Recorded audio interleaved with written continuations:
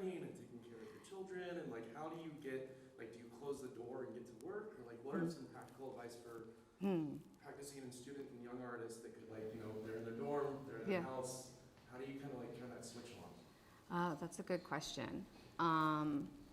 It's hard. To be honest, I loved having a large studio outside of my house. It was amazing. So moving back in, I guess just trying to keep the studio materials somewhat isolated, although I don't even do that anymore. It's kind of like taken over my house. I think you just sort of learn to live with the chaos.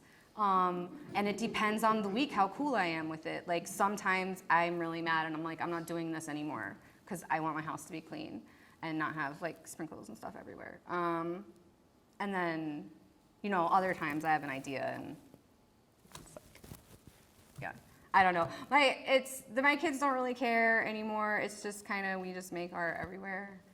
So, yeah, but it can get distracting, especially like if you have a lecture to prepare and then you notice like, oh, well, I should maybe clean under my couch or, you know, do all those other things. So I find watching a TV show I have seen many, many times. It's like a soundtrack to something. Any recommendations on TV? Yes. Okay, so when I'm working, I like to watch The Office. Yeah. It's a great show. It is a great show, and it's one you can watch on repeat, or like Seinfeld or something, you know. We've got another question right back there. Yes, hi. You mentioned that during the start of the pandemic, you were putting stuff on Instagram. Yeah.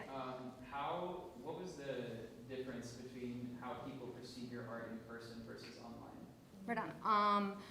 A lot of the things I made before were super finicky. You had to see it in person, or you had to see the close-up detail shots, but then you weren't kind of, you know, when you see it in person, you can see the detail in the whole thing at the same time versus online. I thought before the pandemic, I definitely thought of just Instagram and social media as a way to just share the art, to try to get people to come to the events, and to just show off some details or studio progress.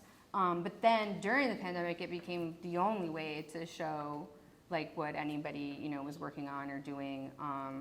So then I just started thinking about that more. Because it's frustrating, especially when submitting proposals. I think that was an impetus for it as well, because if you have work that's hard to photograph or doesn't look good in a photograph, or you have to see in person, like you're not going to get any shows with that work, and you know, because they have to like the pictures, you know. So just thinking about making it almost easier to consume virtually. Until now, I just make things that are, you know, like the performances or such that are meant to go online. So. While I search for that next question, Erin, could you tell everybody your Instagram handle, so if they're interested in? Oh, I think it's just I don't know, Erin.e.elizabeth, I think. Erin.e.elizabeth. You can hashtag. Oh, oops, you don't need to see my screen. Good thing there was nothing really embarrassing on there.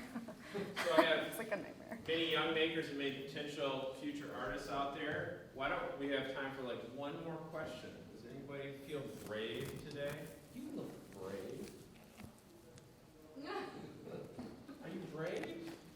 Everybody, I love that because everybody immediately goes. No, they're looking at that person, right? Yeah, they're not talking to me. What do you think? You're studying visual arts this semester? Graphic design. Have you ever frosted a cake? Have you ever put a typeface on a cake? Well, infographics are the wave of the future. That is how information will all be disseminated. So. Do you ever do any of your own? What's the thing called that I'm questing for? The bag piping. Oh. Do you ever do any of your own piping? Yep. Tips and tricks for people who are inclined to think about text.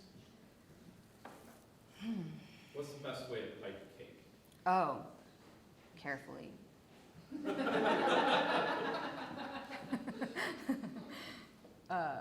Yeah. You ever had any disasters? Oh yeah. Like this. So let me go back to cake fight. Where did it go? So I made all these cakes and decorated them all on the same day that the performance happened. And I consider it a disaster because I had a really terrible migraine that day and was taking breaks in between decorating the cakes to like lay on the floor of this gallery in Chicago that was, you would never look at the floor and think like that's probably okay to lay on. Yeah. And then the disaster being like the actual aftermath and everything. So I think that's what I think of. Like my memories of this performance. Like it got great reviews, but then it was extremely miserable for me. But the end product was great.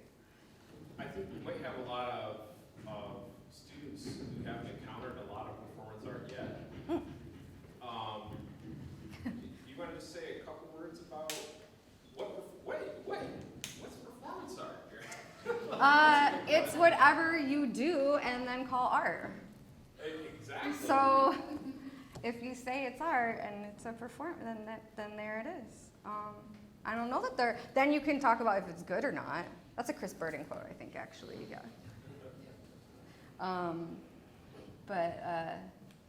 I don't know, when I was in school and learned about all the really performance artists in the 70s, I was just so enamored of them. Just the chutzpah. It's like, who does that? Like, but you're gonna call it art, and okay. And so I just thought anything I do is so tame compared to like, being crucified on a beetle, or Marina Abramovich and just standing at a table. That list of horrific performance experiences really quick. Could you say that one more time, a little slower for people in the back? Oh, like Chris Burden, how he crucified himself on a Volkswagen Beetle while he was running. There's the Marina Abramovich performance. I can't remember the name, where she had the tape. Does anyone know the name of that? We had the table of all the objects, including a loaded gun. Yeah. And just let people do it. Or my favorite is Joseph Beuys, and just, he lived in a gallery with a wild coyote for a week, I think. Or, just weird stuff. I like weird stuff. Yeah, I hope we're finding people out there who like weird stuff too. I think they usually gravitate towards the visual arts anyway. Or so I'm just saying. Now, before we give Erin a big round of applause and close up the portion of our talk today, I just wanted to say, were there any more questions that anyone would like to ask? Is this a hand? It's kind of. Okay, this can work. I've noticed how, since the beginning, you've always had, a focus on your children and stuff in your work, and I was wondering if you, plan to, continue that as they grow, having some of that, imprint in your work. Oh, totally. And it actually came as a huge surprise because I was pregnant the last year of grad school, which they didn't know what to do with me. They were like, no one does this. And then it was clear I did it on purpose because I had the piece and I showed it. And so it was a really interesting experience and one that I got to go through with the whole faculty. So they saw me, we would do critiques, the grad students would present their work in the fall and then in the spring. So I presented it when I was pregnant and then again. And everyone was really sort of astounded by the shift of the tone in my work, where before I didn't show some of the other work I made in grad school. It was very austere text work that was a little bit more pessimistic or something. And all black and white, and then suddenly I was just like, oh, color and happiness and cakes, and so it was like a mental shift that I didn't so much expect, and then just let them kind of influence everything that I was working with. Yeah. Thanks. That's high praise. I think it's cool. It's what every artist lives to hear for. If you guys would join me in one more round for Erin. I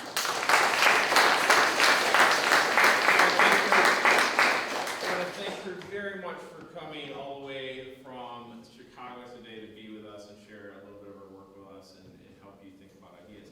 Now, I'd like to invite y'all back at 4:30, where we'll have a little reception with some food. So if you get a little peckish after class, you can bring a friend. And if you have some questions that you didn't feel comfortable asking in front of all these strangers, you can talk to Erin at that time. I'm surprised no one asked the one question: Where everyone gets everything. Amazon. So, and I am where to get, because so much of this work is based on of making photos for Instagram. Like, I'm wearing it because the neon light wasn't here when I left the install, and the piece is me sitting there, so I needed to wear it again. So I didn't. Well, we have our social media tags at the back. If you happen to find yourself in the gallery and are snapping photographs of yourself with the artwork, do us a favor, tag us in your post. You can find the information right back there. We love to cross-share because it's social media specific. So I wouldn't ask you to do this for every exhibition, but like activate the space a little bit and make people aware of Erin's work and document yourself with the work. I think that would be a lot of fun. Thank you all for joining us today. And why don't we give Erin just one more